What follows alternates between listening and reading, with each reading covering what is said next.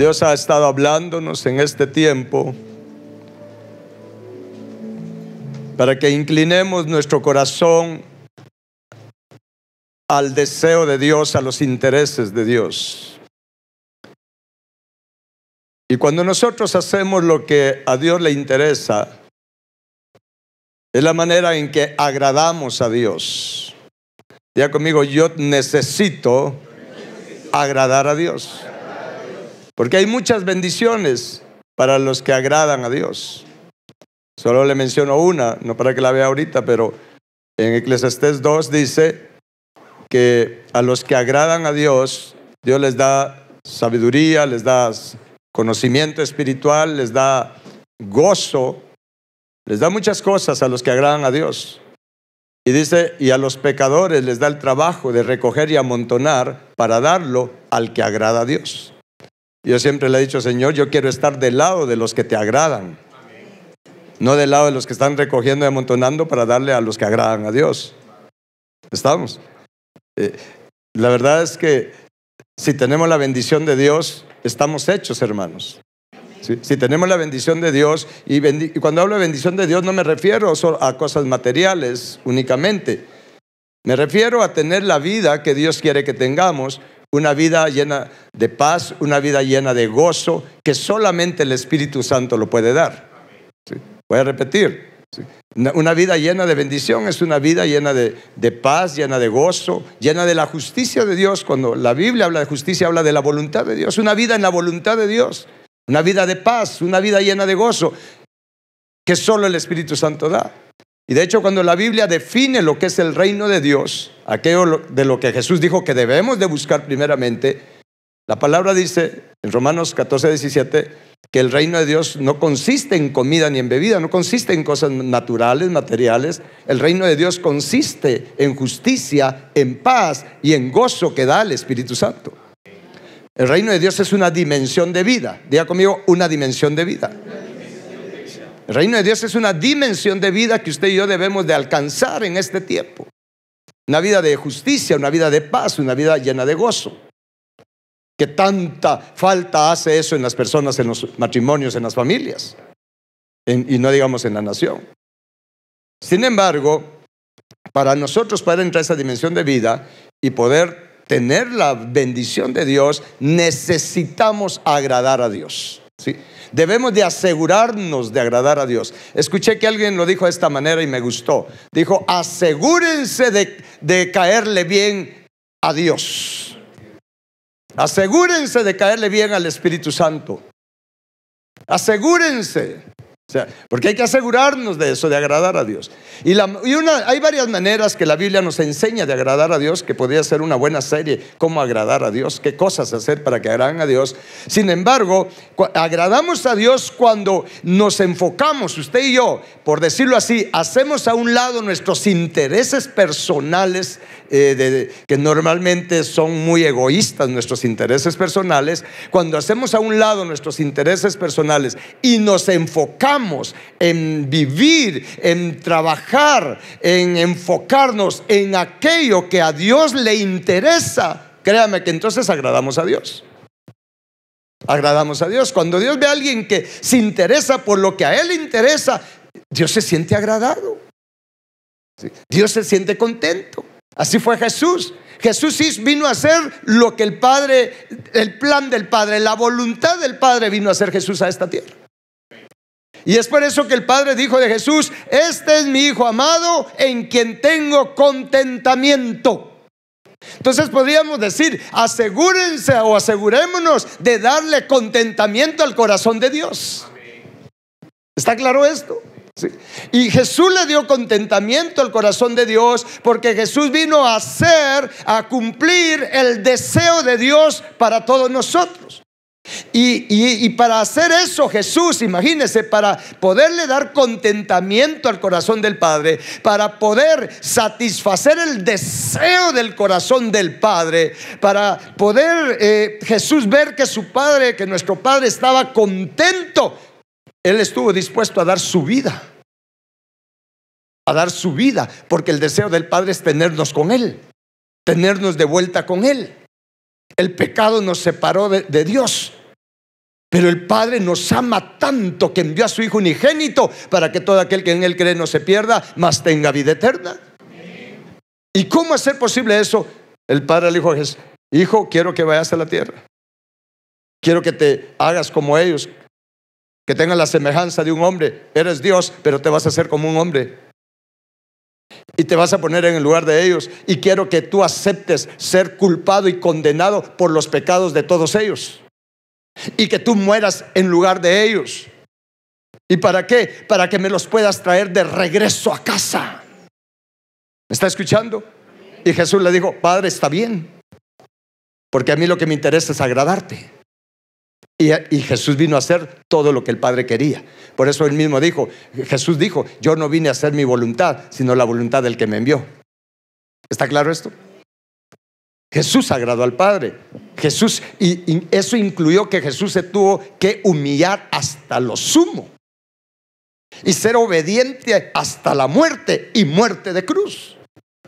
¿Para qué? Para salvarnos a nosotros y llevarnos de regreso al Padre. Y el Padre el Padre se agradó tanto de Jesús, de ese corazón de Cristo Jesús, de ese deseo de Cristo de agradar al Padre. El Padre se agradó tanto de ver el sacrificio de Jesús con el propósito de darle contentamiento a su corazón, que el Padre entonces lo levantó de entre los muertos y lo exaltó y le dio un nombre que es sobre todo nombre, que se nombre en los cielos, en la tierra y en todo lugar. Porque Jesús agradó al Padre. Y eso es lo que debemos de hacer nosotros. Enfoquémonos en hacer lo que Jesús vino a hacer. Y aquí en Proverbios capítulo 11 dice, versículo 30, dice: el fruto del justo es árbol de vida. Y lea en voz alta lo que sigue.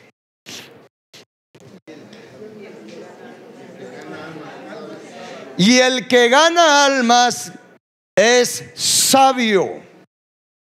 Mire qué tremendo esto. El que gana almas es sabio. Ganar almas es ser sabios.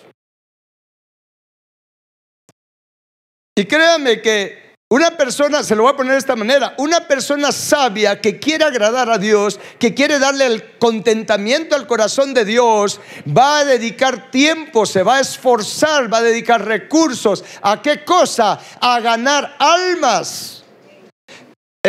Prácticamente en hacer aquello por lo que Jesús vino a esta tierra. Porque Jesús vino por las almas. ¿Me estoy dando a entender con esto? Y es por eso que dice: miren, si usted es sabio, gane almas, porque eso es lo que al Padre le interesa, eso es lo que a Cristo le interesa. De hecho, en el libro de, acompáñenme a Filipenses capítulo 2, por favor, así rapidito. Filipenses capítulo 2. Estos son secretos de cómo poder agradar al Padre y agradar a Cristo, por supuesto. En Filipenses capítulo 2, en el versículo, cuando aquí le escribe Pablo a Timoteo y a su compañero, les dice en el versículo, y a los de Filipenses, versículo 19, ¿está conmigo? Dice Pablo, inspirado por el Espíritu Santo, en el versículo 19: espero en el Señor Jesús enviarles pronto a Timoteo, para que yo también esté de buen ánimo de saber de vuestro estado. Y vea lo que dice el versículo 20 de Timoteo. Dice: pues a ninguno tengo del mismo ánimo, y que tan sinceramente se interese por ustedes. Y el 21 que dice: porque todos, o sea, la mayoría, buscan lo suyo propio, no lo que es de Cristo Jesús. Y en el 22 dice: pero ya conocen los méritos de él, o sea, de Timoteo, que como hijo a padre ha servido conmigo en el evangelio. Miren qué tremendo esto.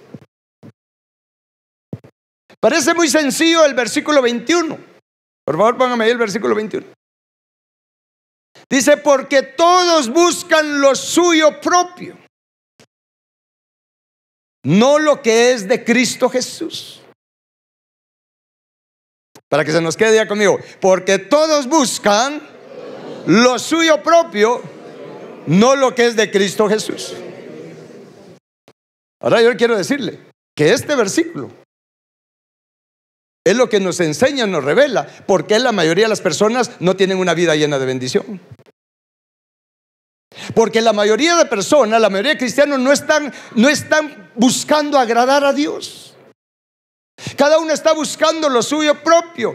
Pero el problema, cuando dice lo suyo propio, es cada uno está detrás de los deseos de su corazón. Y como nuestro corazón es perverso y engañoso, nuestro corazón es vanidoso, nuestro corazón es orgulloso, entonces cada uno está buscando satisfacer, hermanos, la vanidad, el orgullo, la altivez y todas esas cosas que el mundo ofrece, que el mundo tiene disponibles recursos para satisfacer el orgullo y la vanidad de las personas. Cada uno busca lo suyo propio, no lo que es de Cristo. Y es por eso que entiendo que en Proverbios dice: pero el que es sabio, el que se despierta, el que dice no, yo necesito agradar a Dios, va a tener sabiduría y va a decir, bueno, para agradar a Dios ya no me voy a preocupar, ya no voy a buscar lo que a mí me interesa, lo que mi corazón carnal, orgulloso, vanidoso quiere. Voy a buscar lo que es de Cristo, voy a buscar lo que le interesa al Padre, voy a ganar almas para Cristo y hacerlas discípulos para Él, porque el Padre le interesa que las almas regresen a Él. ¿Me estoy dando a entender con esto? El que es sabio gana almas. Pero también eso implica, hermanos, que ganar almas hay que hacerlo con sabiduría. Diga conmigo, tengo que ganar almas con sabiduría. ¿Qué tipo de sabiduría? Porque hay tres clases de sabiduría en forma general. Está la sabiduría humana, está la sabiduría diabólica, y que de hecho también la tenemos. Y alguien, yo sí, todos tenemos esa sabiduría. Y está la sabiduría divina, la sabiduría espiritual, la sabiduría que viene del Padre. Y nosotros tenemos que ganar almas con la sabiduría divina, con la sabiduría de Cristo, porque Cristo es la sabiduría de Dios. Diga conmigo, Cristo es la sabiduría de Dios. Acompáñame a 1 Corintios 1:24 para que usted vea que sí está eso en la Biblia. Que no le digan, que no le cuenten, porque a lo mejor, bueno, en 1 Corintios 1:24 dice: mas para los llamados, así judíos como griegos, lea en voz alta lo que sigue: Cristo, poder de Dios, ¿y qué más? Y sabiduría de Dios. O sea, Cristo es la sabiduría de Dios.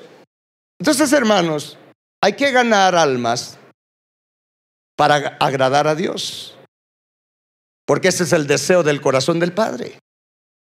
Esto es un asunto de decisión. Voy a vivir para estar buscando los intereses de mi corazón, que es engañoso y es perverso, o voy a vivir para buscar lo que le agrada al Padre, los intereses del Padre. Es un asunto de decisión, hermanos. Y mire, ¿sabe qué es lo tremendo? La mayoría de las personas eligen por buscar lo suyo propio. Y es por eso que estamos como estamos.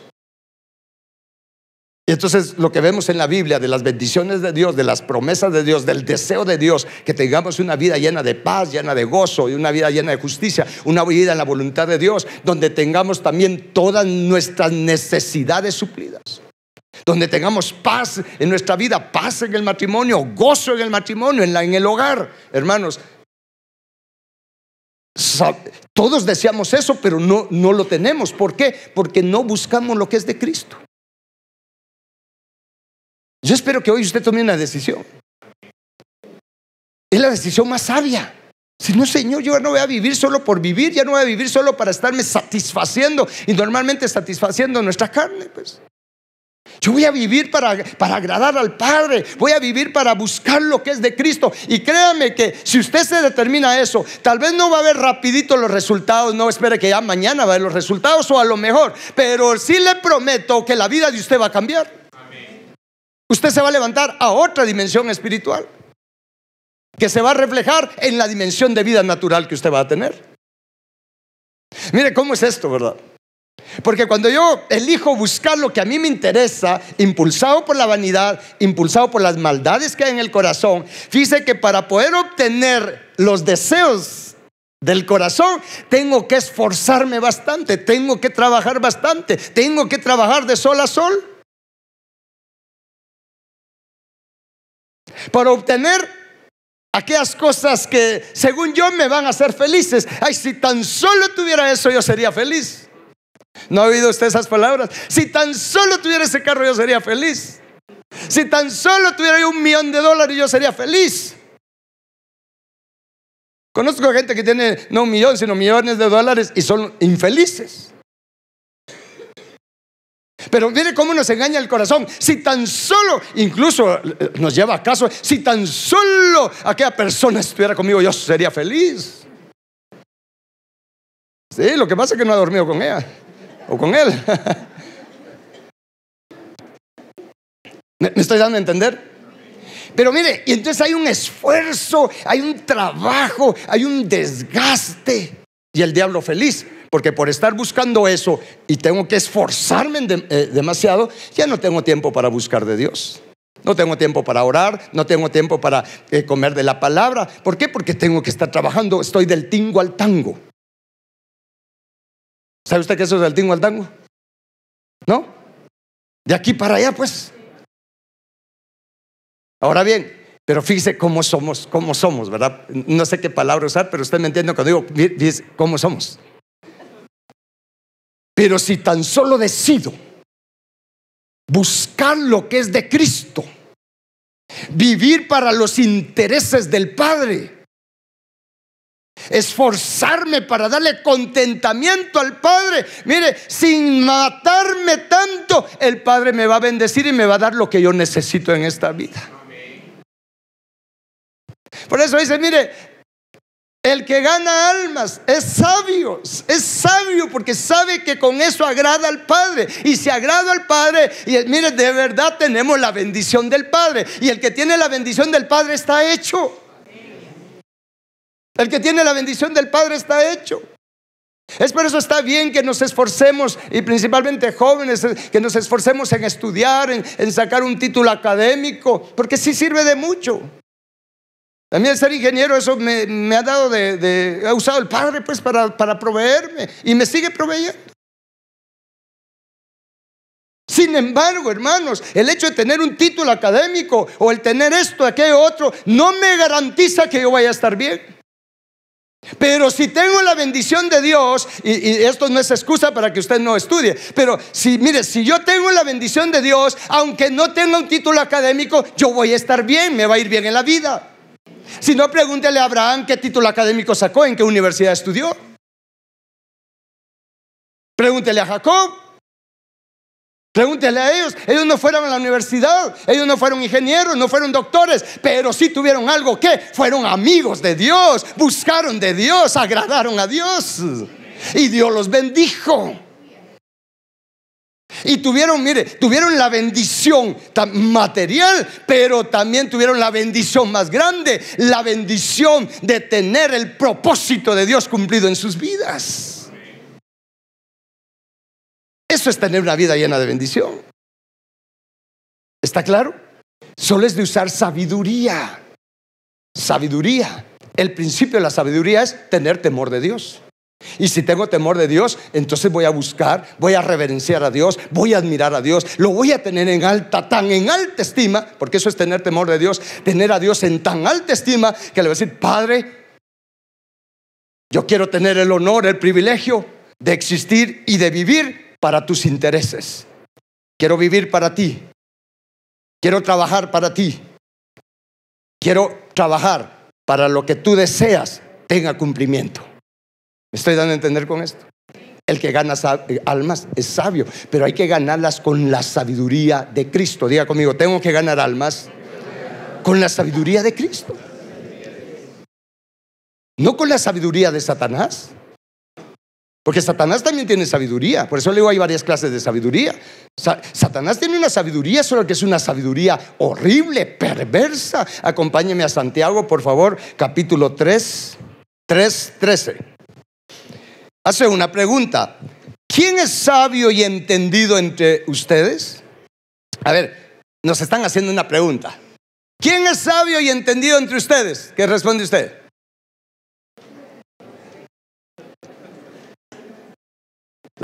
Es una pregunta. Dice algo así que el Espíritu Santo dice: ¿quién es sabio y entendido entre ustedes? Por favor, no me responda, pero sí respóndase usted mismo. Bueno, veamos. Dice: ¿quién es sabio y entendido entre ustedes? Y alguien dirá: sí, yo soy sabio. Bueno, muestre por la buena conducta sus obras como en sabia, diga conmigo, en sabia mansedumbre. ¿Tenemos sabia mansedumbre? Bueno, sigamos leyendo. El versículo 14 dice: pero si tienen celos amargos y contención en su corazón, no se jacten, o sea, no se las lleven de iron.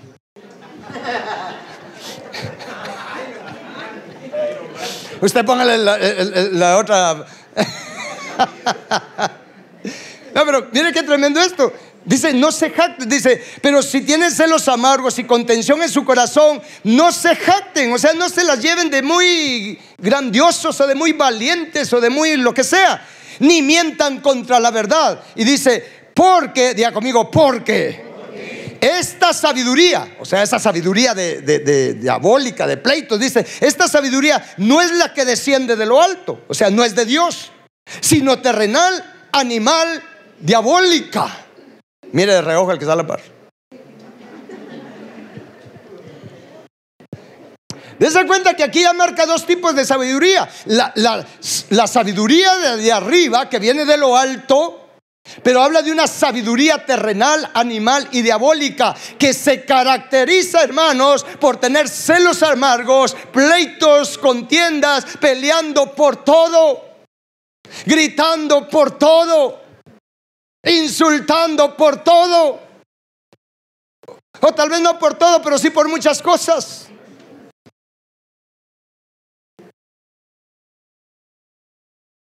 Sigamos leyendo porque esto es interesante. Versículo 16: porque donde hay celos y contiendas, ahí hay perturbación y toda obra perversa. El versículo 17: pero, diga conmigo, pero.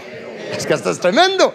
Pero la sabiduría que es de lo alto es primeramente, ¿qué cosa? Pura o limpia. Después, pacífica, amable, benigna, llena de misericordia y de buenos frutos, sin incertidumbre ni hipocresía. Entonces, fíjate que aquí nos enseña dos tipos de sabiduría. La sabiduría animal, terrenal y diabólica, que se caracteriza por ¿qué cosas? Celos, pleitos, contiendas, peleas, gritos. Yo sé que usted no sabe qué es eso, pero en eso se caracteriza la sabiduría. Mire, la sabiduría que es animal, terrenal y diabólica. Y la sabiduría de arriba, de lo alto, la de Dios, es buena, pacífica, con mansedumbre. Pregunto: ¿qué tipo de sabiduría tiene usted? No me conteste, solo piense.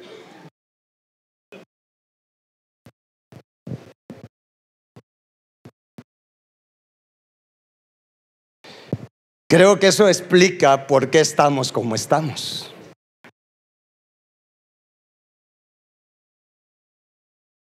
¿Está claro esto? Entonces, fíjese. Pero dice la palabra: el que gana almas es sabio. Pero para ganar almas hay que ganarlas con la sabiduría que viene de arriba, que viene de lo alto. ¿Está escuchando? La sabiduría que viene de arriba, hermanos, es pacífica, es perdonadora, es amable. Hay que ganar almas con la sabiduría de Cristo. ¿Cómo? Mire, con la sabiduría de Cristo no condenamos al pecador. no insultamos al pecador, no menospreciamos al pecador. ¿Me está escuchando? Eso es lo que nos ha hecho falta como iglesia, ganar almas, pero con la sabiduría de Cristo, no condenando, no señalando, no acusando, hermanos. De hecho, Jesús dijo: a nadie juzguen, porque en lo que ustedes juzgan a otros, ustedes hacen lo mismo y mucho más. Creo que lo que más nos lleva a condenar, a señalar, a juzgar, a acusar, hermanos, y que nos molesta incluso, es porque otros pecan diferente a nosotros. ¿Sí? Pero cuando es con sabiduría de Cristo, hermano, vamos a ganar las almas con amabilidad, con misericordia, con bondad, así como Cristo y el Padre son con nosotros. Mire, yo estos días yo he tenido en mi corazón algo muy fuerte, porque Dios me ha estado haciendo entender estas cosas.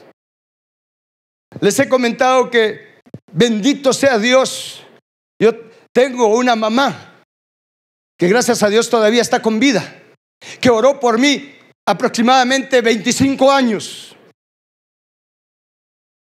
De hecho, la semana pasada fue su cumpleaños y viajamos con mi hermana y Dios puso en nuestro corazón honrarla. Y nos fuimos y hablamos con nuestras demás hermanas, quisiéramos algo especial para mi mamá. Y en esa cena que le hicimos, tuve la oportunidad, el privilegio de poder compartir palabra y con la familia. Pero el mensaje principal era agradecerle a mi mamá que tuvo la paciencia por orar por sus hijos. Miren, de verdad es una bendición tener una madre o tener un padre que ora por los hijos. Pero ¿sabe qué me hizo ver Dios? Que mire, que si algo agradó a Dios, si algo ayudó, que aunque la respuesta para mi madre tardó un poco, pero si algo agradó a Dios y llegó la respuesta, es que en todos esos años, hermanos, que yo andaba más perdido que saber qué cosa, yo no quería saber nada de Dios. Es más, me caían mal los cristianos, me caían mal los evangélicos. Se lo digo con honestidad, me caían mal. Yo decía es que los evangélicos son los causantes del subdesarrollo del país. Según yo era sabio, ¿verdad? Pero miren, me caían mal. Pero ¿sabe una cosa? En todos esos años que mi mamá estuvo orando por mí, y eso es que me vio en malos caminos, me vio de muchas maneras, pero algo me hizo recapacitar Dios, que en todos esos años ella estuvo orando, pero nunca me condenó. Nunca me estuvo reprochando, nunca me dijo eres un perdido, nunca me dijo ya no hay esperanza para vos. Y mire, ella oró y soportó el verme como estaba, lo soportó ahí a los pies de Cristo. Y seguro estoy que nunca perdió la esperanza, que aunque quizás veía como que yo más me apartaba de Dios y que entre más tiempo ella oraba, yo más me apartaba de Dios, no perdió la esperanza que un día el Señor me iba a tocar. Y como ella dice, yo solo le pedí a Dios que salvara a mi hijo, pero mira lo que ha hecho Dios, ahora él es un ministro del Señor Jesucristo. Pero tuve una mamá que no me condenó, solo oraba. Yo no sé cómo era la oración de ella, pero seguramente decía: Señor mío, Dios mío, salva a mi hijo, sálvalo. Sí, tuve varios accidentes. ¿Y sabe qué me hizo ver el Señor antes de que celebramos el cumpleaños de ella? Hubo un accidente que fue el más fuerte, hermanos, donde yo di vueltas en un pick-up, un SR5, y las di de frente las vueltas. El pick-up quedó aplastado de arriba, las llantas se metieron, el timón me quedó acá y mis piernas quedaron pegadas a mi pecho y el timón también, porque todo se quebró, los pedales se vinieron hacia adelante y yo quedé en una bolita ahí de la cabina, ahí quedé, mire, en posición fetal, intacto. Y el Señor me hizo ver esto y me dijo: ¿sabes una cosa? Me dijo, tu mamá oraba por ti. Todavía te resistías, pero esa oración de ella te libró de la muerte muchas veces, me dijo. Entonces, mire, esto es esperanza para nosotros. No dejemos de orar por los hijos, porque aunque no los veas que se enderecen y se conviertan ahorita, pero tu oración los está librando de la muerte y de muchas otras cosas del diablo. Pero hay que ganarlos con la sabiduría de Dios. Hay que ganar el alma de nuestros parientes y familiares con la sabiduría de Cristo, con la sabiduría de lo alto, que no condena, no señala, no juzga, no critica, sino que tiene misericordia, tiene paciencia, es con bondad, con amabilidad, hermanos. ¿Se recuerdan que en una ocasión a Jesús le llevaron una mujer adúltera, que la agarraron en el mismo acto de adulterio? Acompáñenme, eso está en el Evangelio de Juan, por favor. Bendito el nombre de Jesús. En el Evangelio de Juan, ayúdenme a buscar esa cita, por favor. Dios es bueno. Y vamos a leer en el versículo 2, dice: por la mañana volvió al templo y todo el pueblo vino a él. Sentado él les enseñaba. Entonces los escribas y los fariseos le trajeron una mujer sorprendida en adulterio, y poniéndola en medio, mire cómo eran estos fariseos, ¿verdad? Le dijeron: maestro, esta mujer ha sido sorprendida en el acto mismo de adulterio. ¿Sabe qué es lo curioso? Que no llevaron al hombre también. Y dice en el versículo 5: y en la ley nos mandó Moisés apedrear a tales mujeres. Qué mentirosos, porque la ley decía que había que apedrear a los dos. Mire, el machismo no es de Guatemala, eso viene desde antes. Entonces, pero pónganle atención. Y le dijeron: ¿qué dices? Mire esa pregunta que le hicieron a Jesús: ¿qué dices? Mas esto decían tentándole para poder acusarle. Pero Jesús, ¿ustedes creen que Jesús era sabio? ¡Ja! Pero Jesús, dice, inclinado hacia el suelo, escribía en tierra con el dedo. Ya me imagino a Jesús. Es que mire, si algo le cae mal a Jesús, es que andemos condenando a la gente. Es que estos se van a ir al infierno. Y mire, ¿cómo señalamos a todos los? Como una vez dijo Nicky Cruz: todos quieren que los mareros se mueran, pero no quieren matar su carne también. Ya me imagino a Jesús cuando: mira, Jesús, esta mujer la agarramos en adulterio, merece morir apedreada. Y mire, y Jesús escribiendo en tierra. ¿Sabe qué estaba escribiendo Jesús? ¿Usted sabe qué estaba escribiendo él ahí en tierra? ¿No sabe? Ni yo tampoco. Pero mire pues, Jesús escribía en tierra y no les hacía caso. Ya me imagino a Jesús: estos condenadores, estos con sabiduría terrenal, animal y diabólica. Jesús no les hacía caso, porque mire, a Jesús le cae mal a alguien que ande condenando, alguien que ande señalando. Y peor si se usa el púlpito para decir: adúlteros, mentirosos, se van a ir al infierno. Eso le cae mal a Jesús. ¿Está escuchando? Así es que si usted predica, por favor. Y Jesús seguía escribiendo. ¿Y qué le dijeron? Más, el versículo 6: mas esto decían tentándole para poder acusarle. Pero Jesús, inclinado hacia el suelo, escribía en tierra con el dedo. Y como insistieran en preguntarle, diga conmigo, insistieron. O sea que Jesús se tomó su tiempo, no les hacía caso. Ya imagino a aquellos viendo ahí: ¿qué están escribiendo? Jesús, te estamos diciendo que esta la agarramos en adulterio y la ley dice que tiene que morir apedreada. ¿Tú qué dices? Y Jesús haciéndose loco. Pero como insistieron, y tenga cuidado, porque cuando Jesús levanta su rostro de esa manera, y ¿qué dice ahí? Y como insistieron en preguntarle, se enderezó y les... Ay, mire qué tremendo eso. Y les dijo: el que de ustedes esté sin pecado, sea el primero en arrojar la piedra contra ella.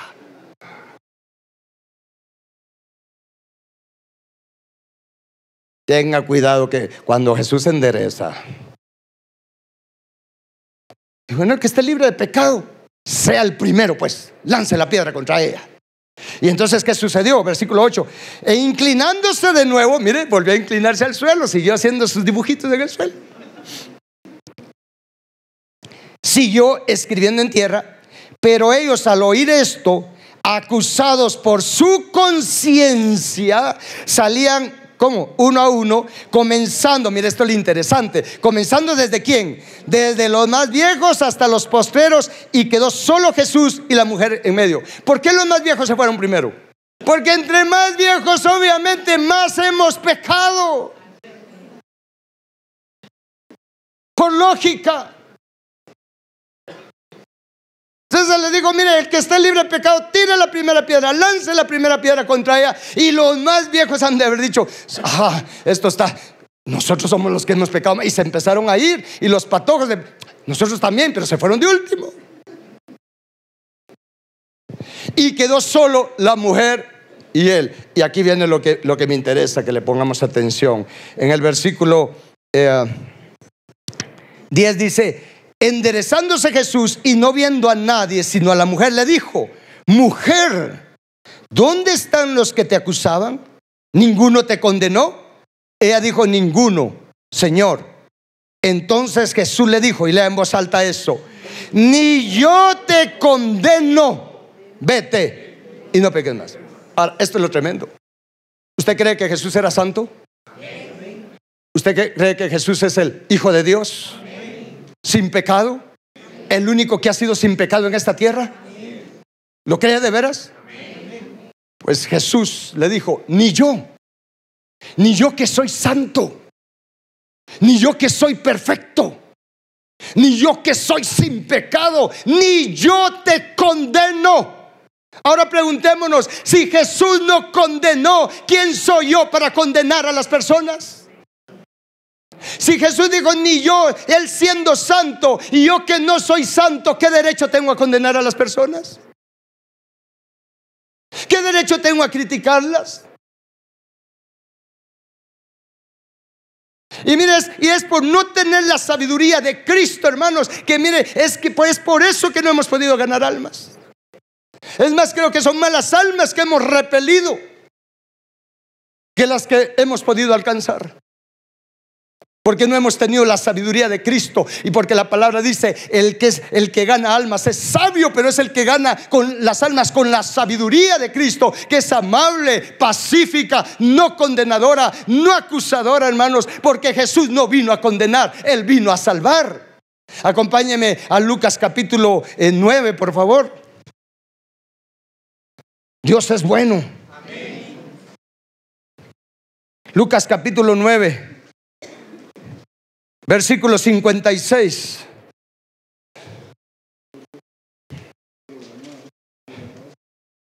¿Lo tiene? Dice: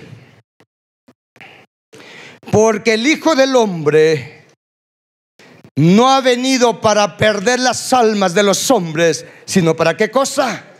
Sino para salvarlas. Hermanos, hay muchas cosas más que hablar de esto. Y es importante aprender cómo fue que Jesús ganó, por ejemplo, a sus discípulos. Porque en la sabiduría de Dios no se ganan las almas, no se ganan los familiares, no se ganan los padres, no se ganan los hijos con acusación o condenación o con indiferencia. En la sabiduría de Dios se gana el alma de las personas haciendo las cosas como Jesús lo hizo. Jesús ganó a sus discípulos haciendo un trabajo previo. Primeramente, Jesús se los pidió al Padre. Jesús estuvo orando por ellos, ganando en lo espiritual, ganando con oración aquello que Él quería ganar en lo natural. ¿Me está escuchando? Jesús se tomó su tiempo. Jesús pidió al Padre esas almas. Jesús oró por ellas. En oración los liberó. En oración los estuvo, mire, desatando. Estuvo intercediendo por ellos. Y cuando fue el momento oportuno, que el Espíritu Santo le dijo a Jesús: ahora abre tu boca, ahora llámalos.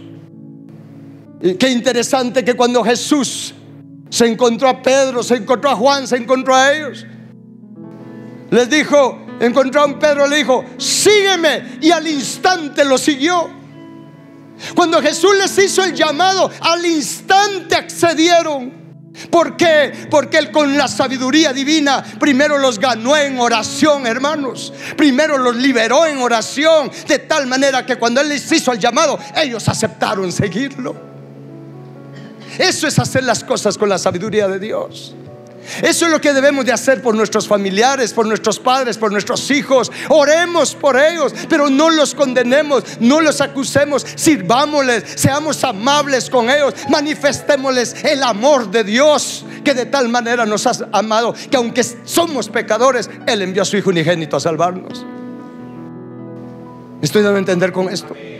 Y cuando Jesús los llamó, ellos aceptaron inmediatamente el llamado y le siguieron. Entonces Jesús les empezó a enseñar, los empezó a discipular. Y cuando llegó el momento que Jesús se fue, entonces Él también los envió a hacer lo mismo. Y por eso leemos en el libro de los Hechos que todos los cristianos de aquel tiempo, los apóstoles, hermanos, todos los días iban al templo a orar. Oraban en las casas, enseñaban en las casas. Tomaban la Santa Cena en las casas. Ellos hacían lo que Jesús hizo, ellos oraban. Ya me imagino a los apóstoles, a los discípulos: Señor, danos las almas de acá de Jerusalén, danos las almas de Israel, danos las almas de las naciones. Y entonces cuando ellos se reunían y hacían el llamado, la gente aceptaba. Por eso dice que Jesús añadía cada día a los que habían de ser salvos. ¿Pero por qué? Porque los discípulos estaban trabajando en oración, orando por la gente, orando por sus familiares, orando por los vecinos. Ya me imagino esas reuniones de los discípulos de aquel tiempo, hermanos. Ellos no estaban preocupados por la hora. Ellos no decían que temprano hay que ir a orar. No, ellos estaban ahí orando. Y me imagino que cada uno clamando y suplicando: Padre, que no se pierdan mis hijos, que no se pierdan mis padres, que no se pierdan mis parientes. Dame esas almas para ganarlas para Cristo, Padre. Porque eso es lo que a ti te interesa. Ese es el deseo de tu corazón: que nadie se pierda, sino que todos sean salvos y vengan al conocimiento de la verdad. Pero con sabiduría de lo alto, con la sabiduría de Cristo. ¿Cuántos quieren hacer eso? De verdad, nunca había tenido tanta convicción, hermanos. Yo me convertí en el año 94, en un enero del año 94. Pero nunca había tenido tanta convicción, hermanos, y gratitud del trabajo que mi mamá hizo en oración por mí. Y no fue ella la que por decirlo así, me hizo el llamado para recibir a Cristo, pero la oración de ella hizo que el Espíritu Santo trabajara en mí, para que un día yo doblara mi rodilla ante aquel que había rechazado tanto, pero que un día se me abrieron los ojos y reconocí mi necesidad de Él. Y aquí estoy. Y sabe una cosa: cuando Jesús ganó a los discípulos, los ganó, los discipuló, siempre siguió orando por ellos. Y le cuento algo: Jesús se fue, pero todavía sigue intercediendo por nosotros, todavía sigue orando por nosotros. Eso es lo que tenemos que hacer. Los ganamos, los discipulamos, pero sigamos orando, porque lo que con oración se gana, con oración se sostiene. Él sigue orando por nosotros, porque Jesús todavía sigue trabajando para los intereses del Padre. Jesús sigue agradando al Padre. Seamos sabios, ganemos almas para Cristo, pero con la sabiduría de Cristo. ¿Cuántos quieren hacer eso? Ponte de pie un momento, por favor.